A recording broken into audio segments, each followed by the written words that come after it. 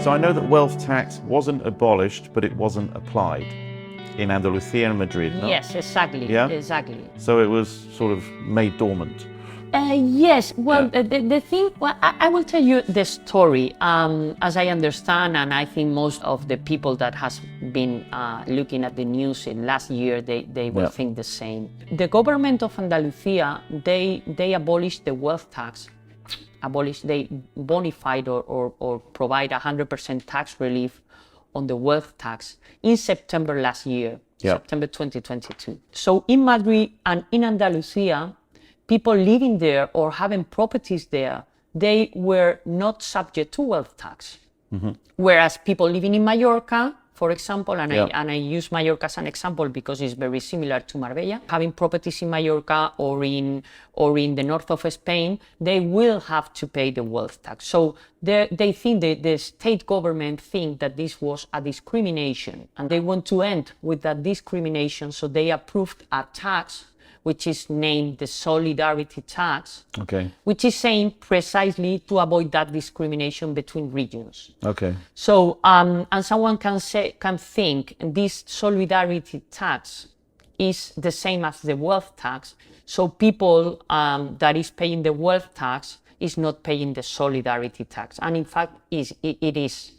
If you are living in a region where you pay the wealth tax, you have to complete and submit your solidarity tax only if the tax that is due is higher than the wealth tax that you paid, which normally is not. Because if you're paying wealth tax, you are not going to be obliged to pay solidarity tax. Rates are mostly the same. Because in Andalucia and in Madrid, people doesn't pay wealth tax because it's relieved. They cannot deduct the wealth tax from the solidarity tax. So when they complete the tax return for the solidarity tax, and they go and deduct the wealth tax, is zero. So they have a tax payable in Andalucia and in But this only applies to assets over 3 million? 3 million, yes, that's right. Worldwide? Worldwide for residents of Spain, yes. And non-residents? There's only assets in Spain. Worth 3 million or more? Exactly. Net of debt. Net of debt, right. That's important. That is very important, actually, So that means that if you have finance on the property, let's say I live in a property worth 5 million, I wish, then I have a €2.5 million mortgage on it, then solidarity tax doesn't apply. Doesn't apply. Doesn't apply, because I've mitigated with the debt. And that's why when you buy a property and the property it is important in terms of value, the financing structure is also important. Now in Andalucia, we really don't care much about that because the wealth tax is zero. But again, with this solidarity tax, this is important because mortgages or let's say loans that you borrow, money that you borrow to buy the property, is deductible from the basis of the wealth tax. But this is different from another circumstance that may happen. That imagine that you have a property that you bought, I don't know, 4 or 5 years ago. You didn't need to borrow money from banks, so you buy it with cash in your own, with no debt.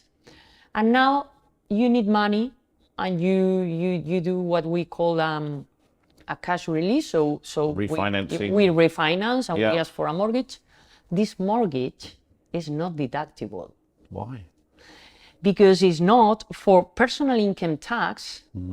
For personal income tax, they say, look, you are not. I mean, this interest, because interests are deductible from the rental income. This interest is not directly related to the purchase of the property. Because it's subsequent. Because you purchased it a few years ago without debt. And this criterion sometimes, and I have seen it in some inspections, that this criterion is sometimes brought by the tax authorities to oppose the deductibility of the debt in this type of purchases. So this is the minutiae of tax Yeah, exactly. planning. You need with taxes, you need to be very careful. Yeah. You need to read very carefully the legislation and look at the and always ask for advisor, for an specialist, for a tax advisor, because taxes are very tricky. Very complicated here. Yeah. But going back to what you said previously, so as I understand it, wealth tax has been abolished, but the solidarity tax is it brings a new way of gathering taxes, because it doesn't respect the corporate structure, which wealth tax. Yeah. Wealth tax, you could get away with not paying wealth tax using a corporate structure, let's say. Well, what happens is that when the government approved the solidarity tax, they realized that they have A gap. a gap, exactly, with those people that have properties in Spain through corporate structures. Yeah. So they wanted to cover that gap, Yeah. and they amended wealth tax legislation in order to include the taxation of properties that was or are held by a corporate structure where the Spanish property represents the main asset of the corporate structure, of course. Okay. And this is something that we will have litigation on this, because imagine that you have a UK company that has all the properties, including the Spanish one.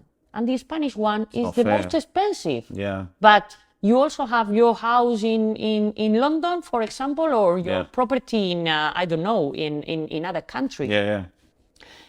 If the Spanish property values more than the other two together, you pay solidarity tax or wealth tax in Spain for all of them. As a resident? As a non-resident. Wow. As a non-resident. Oh my God. Okay. Because the basis of the tax, when we talk about companies, is the equity of the company. It's not the value of the property. It's the equity of the company. Okay. So you don't discriminate which part of this equity corresponds to the Spanish asset. If the Spanish asset represents the main asset of the company in terms of value, the full amount of the equity of this company is subject to solidarity tax in Spain, even though you are non-resident, even though the company is non-resident. Wow. Okay. That's why I'm saying that I think we will see litigation against this measure in future. A lot of times clients ask me, let's say you're buying a very expensive property. Does it make sense to put it in or they're building, for example. That's a very good example. They're buying a plot and building, and they put it in a corporate structure so that a development company, for example, so that they can offset the VAT they paid on the land against the VAT they pay on the build. And then you say, well, hang on a minute, using a corporate structure to purchase a property. Well, hold on a minute, because VAT, VAT is only deductible if the property is going to be sold. Exactly. Yeah. If the property is going to be used by you, shouldn't. VAT is a cost. Yeah. VAT is a cost. Yeah. And the VAT is going to be deductible even though you buy that plot and build that property as an individual. Yeah. If you're a developer, you can be a developer as an individual or a developer as a company. If you're doing developing, if you are developing real estate, I always recommend do it through a corporate structure, but because of our responsibility issues. From a legal perspective, you have the protection of that company. Yeah. Because you are doing a business activity, you are developing for the purpose of selling the property, okay? Exactly. Yeah. So this is a business activity, a real and active business activity. Yeah. And this is different, but... Yeah. So, but owning a property through a corporate structure, let's say you buy land, you build property in Zagaleta, let's go crazy, and you've got it through a corporate structure, then you are liable, potentially, aren't you, for a tax inspection for owning a single asset under a corporate structure? Well, I would say you're not liable for a tax inspection, directly. No. But you probably are in the spot. I mean, the radar. Yeah. Sure. Yeah. And tax authorities and in the south and in the coast, they know very, very well, because we have abused a lot in the past. Yeah. I'm talking about 20 or 25 years ago. Exotic structures. Yeah. We had very, very structures that are not, I would say, clean structures, okay? Yeah.